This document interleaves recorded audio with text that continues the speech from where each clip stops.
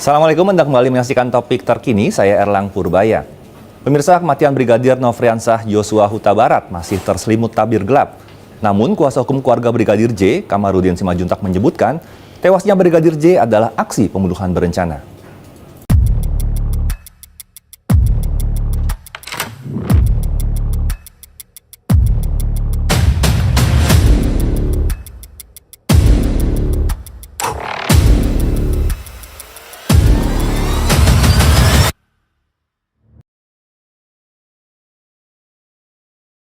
Selamat datang di podcast Di Balik Seragam Kematian Brigadir Yosua.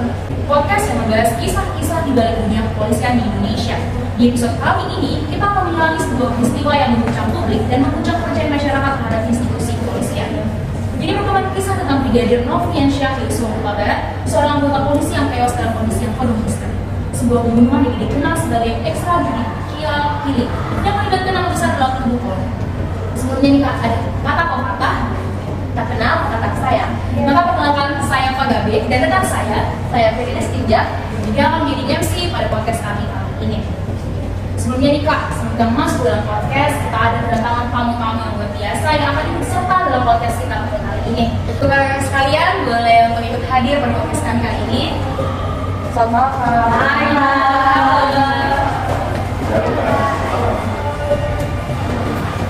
Waduh, namanya cewek-cewek sekali. Sebelumnya kita akan memperkenalkan rekan-rekan sekalian ya. Misalnya saya ada Kak Meli, ada Kak Anggun, ada Kak Tia, Kak Farah, Kak Sana, Kak Primus, Kak Sikun, Kak Junita, Kak Angel.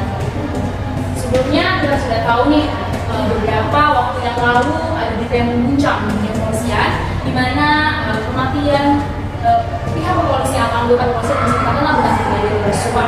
Kita akan mendarat kronologi singkat nih tentang kematian Brigadir Yosua. Nah, pada tanggal 8 Juli 2022, Brigadir Yosua ditemukan tewas di rumah dinas Irjen Verdi Sambo, yang atasannya yang menjabat sebagai kepala divisi profesi dan juga pengamanan Polri. Nah, awalnya kematian Yosua dianggap sebagai akibat dari baku tembak antara dirinya dan juga Baradae atau Richard Eliezer. Namun, keluarga Yosua mulai meragukan kebenaran cerita tersebut. Pihak keluarga yang melihat kondisi jenazah Yosua yang penuh luka tembak dan fisik yang tak sesuai dengan cerita baku tembak, mulai melakukan versi pertama yang didorong oleh pihak kepolisian setelah melalui proses otopsi ulang.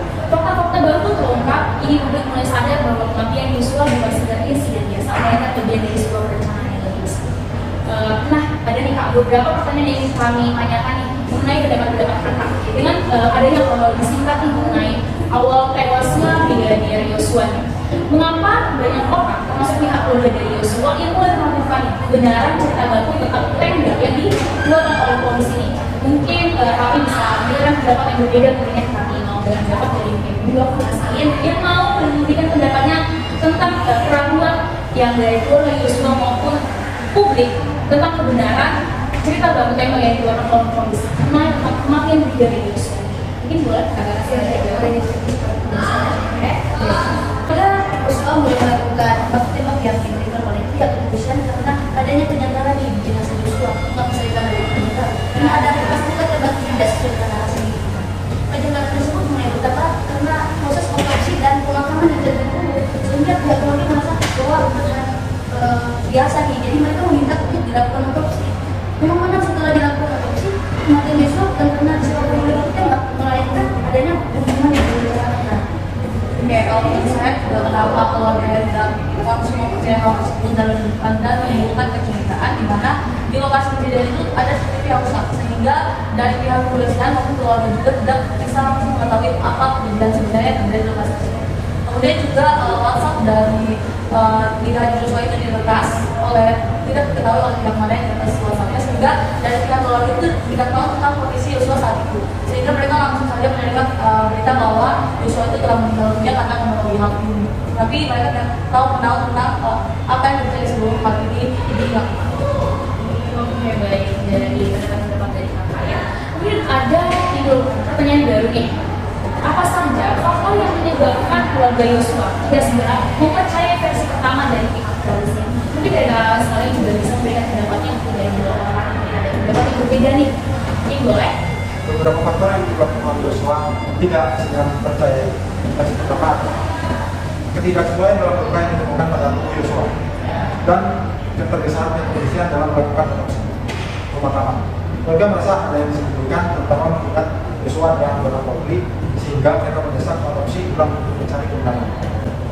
Oke, jadi saya mau menambahkan nih dari jawaban teman saya, memang benar di sini ketidaksesuaian keluarga yang dimaksud di sini adalah keluarga menemukan adanya perbedaan antara narasi yang telah dibuat mengenai kejadian tembak menembak, seperti adanya luka sayatan, adanya memar, dan juga ada dugaan bekas penyiksaan. Lalu yang kedua di situ ada perubahan kronologi seperti yang sudah di-mention di pertanyaan pertama tadi. Di sini mereka para pihak keluarga dan juga masyarakat merasa bahwa ada perubahan kronologi yang telah dibuat oleh pihak kepolisian, sehingga membuat pihak keluarga dan publik curiga apakah ada yang sedang ditutupi dari kasus ini. Lalu yang ketiga itu ada indikasi kehilangan barang bukti seperti dugaan penghapusan rekaman CCTV dan juga penghilangan handphone dari Brigadir Joshua.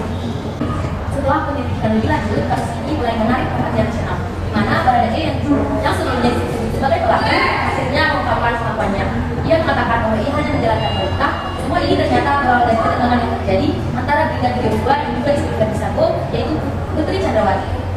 Nah, menurut dari pengakuan Baradae sendiri, istri dari Verdi Sambo mengaku bahwa ia menjadi korban pelecehan seksual oleh Joshua yang memicu reaksi dari suaminya Verdi Sambo sendiri. Namun setelah diselidiki lebih lanjut, pengakuan Putri dianggap sebagai bagian dari skenario yang dibangun untuk menutupi pembunuhan berencana.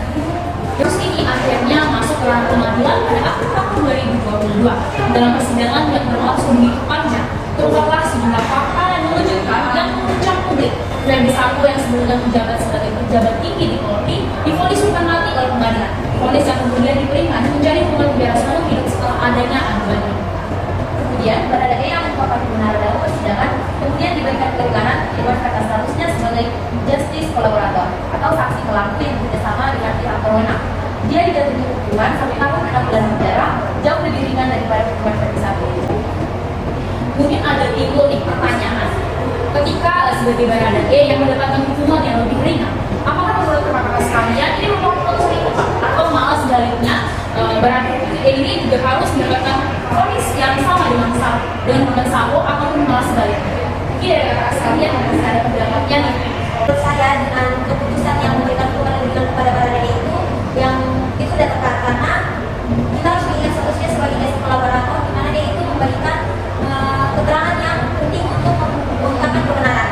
Dan dengan bekerjasama dengan tim penyidik, Baradae ini dia membantu membuka tabir pembunuhan yang melibatkan pejabat tinggi Polri. Nah, di mana pada akhirnya dia itu memunculkan akuntabilitas dengan sistem kepolisian. Menurut saya juga keputusan itu sudah tepat, di mana bisa dilihat juga Baradae ini memiliki situasi yang sulit, di mana dia itu harus menaati perintah dari atasannya. Terlebih itu seorang jenderal, di mana kalau saya lihat dan menaatinya bukan tidak mungkin kalau dia yang menaatinya, tapi secara bersama pembunuhan ini juga harus dihukum dan dihakimi secara maksimal mungkin. Cuma bedanya ada, posisinya ada, di mana Baradae ini meskipun dia memiliki situasi yang sulit, dia tetap bertanggung jawab. Dan menurut saya hukuman yang ringan ini mencerminkan prinsip bahwa pemberi perintah seperti Sambo harus dihukum lebih berat, karena mereka adalah inisiator yang memerintah dari peristiwa pembunuhan ini. Dan Baradae ini dia adalah senjata yang berbentuk manusia. Jadi secara keseluruhan putusan ini mencerminkan langkah menuju keadilan yang lebih baik, di mana hak asasi manusia ini dihormati. Kasus kematian Brigadir Joshua bukan hanya soal kehilangan seorang anggota Polri, melainkan sebuah cerminan bagi institusi kepolisian itu sendiri. Kepercayaan publik terhadap Polri terguncang hebat setelah kasus ini, terutama setelah terungkapnya upaya untuk menutupi kebenaran. Berbagai pihak menganggap bahwa institusi ini membutuhkan informasi yang mendalam untuk menghindari kejadian yang serupa di masa depan. Namun meski banyak yang mengecam, ada juga yang melihat ini sebagai peluang bagi Polri untuk melakukan introspeksi dan perbaikan. Beberapa mengatakan bahwa kasus ini seharusnya menjadi titik balik untuk Polri menuju lembaga yang lebih transparan dan akuntabel. Mungkin ini menjadi pertanyaan yang terakhir ya pada podcast kita kali ini, di mana setelah kasus ini, bagaimana seharusnya Polri melakukan perbaikan agar kejadian kematian Brigadir Joshua yang serupa tidak terjadi lagi di masa depan. Mungkin dari pendapat kakak-kakak yang lain mungkin kalau menurut saya kan termasuk salah satu pelanggaran terhadap hak asasi manusia. Seharusnya Polri ini seharusnya lebih memperketat perlindungan terhadap hak asasi manusia, dan mereka seharusnya meningkatkan etika dan integritas mereka dalam tugas kepolisian mereka. Selain itu juga setelah kasus kematian Brigadir Yosua ini, Polri menghadapi tantangan yang sangat besar, di mana bagaimana mengembalikan kepercayaan masyarakat itu. Dan oleh sebab itu Polri harus membentuk sistem pengawasan yang internal dan berani bertindak tanpa intervensi, dan juga memperkuat nilai-nilai integritas dan profesional, sehingga dengan langkah-langkah nyata dan komitmen konsisten ini Polri bisa kembali mendapatkan kepercayaan masyarakat. Lalu ada timbulnya tadi kan udah adanya beberapa pendapat dari kakak sekalian bagaimana supaya adanya perbaikan dari Polri sendiri agar kejadian yang sudah kita bahas ini tidak terjadi lagi di masa depan. Kemudian apa sih yang bisa dilakukan masyarakat agar kejadian seperti ini bisa terus diawasi dan dipantau? Ini dari kakak sekalian. Ya, baik Kak. Di sini saya mau memberikan tanggapan saya. Jadi dari pertanyaan tersebut, kita sebagai anggota dari pemerintahan, kita sebagai masyarakat juga perlu memberikan pendapat dan sertifikat. Di mana dari pendapat kita pun mendukung bagian dari hak juga. Terkhususnya dalam keadilan ini pun kita sudah membahas tadi yang sudah juga dengan sama-sama juga, di mana kita sebagai masyarakat pun bisa memberikan pendapat kita, yaitu menggunakan perangkat yang proaktif untuk digunakan, yaitu media sosial, di mana kita bisa memberikan tanggapan kita secara bersamaan juga tanpa harus tatap muka untuk pendapat tersebut, di mana kita bisa mengumpulkan pendapat kita sehingga dari pemerintah itu sendiri juga dapat memperhatikannya, dan berharap dari pendapat kita yang transparan ini pun bisa dilihat dan diberikan tindak lanjut oleh pemerintah. Brigadir Yosua mungkin telah tiada, namun perjuangannya dalam mencari keadilan dan menginspirasi banyak orang. Kasus ini mengingatkan kita bahwa di balik seragam ada manusia yang harus menjalani prinsip keadilan, bukan hanya menjalankan perintah. Kita semua berperan dalam menjaga agar kebenaran dapat terungkap. Sebelum kita menutup episode podcast kita kali ini, hanya sudah banyak dijelaskan dan juga disebutkan mengenai pentingnya hak asasi manusia. Mari kita merefleksikan mengenai pentingnya hak asasi manusia dalam konteks kasus ini, di mana kasus kematian Brigadir Yosua bukan hanya soal kehilangan hidup seorang polisi, tetapi juga tentang bagaimana setiap individu kita memiliki hak bebas dari kekerasan, mendapatkan keadilan yang seringkali terabaikan, terutama kita ketika melibatkan kekuasaan yang otoritas. Kasus ini mengingatkan kita bahwa penegakan hukum dan akuntabilitas sangat penting dalam menjaga hak asasi manusia. Keputusan yang melibatkan kekerasan atau penyalahgunaan kekuasaan harus dilihat dengan perspektif yang menghormati martabat setiap individu pelanggar hukum.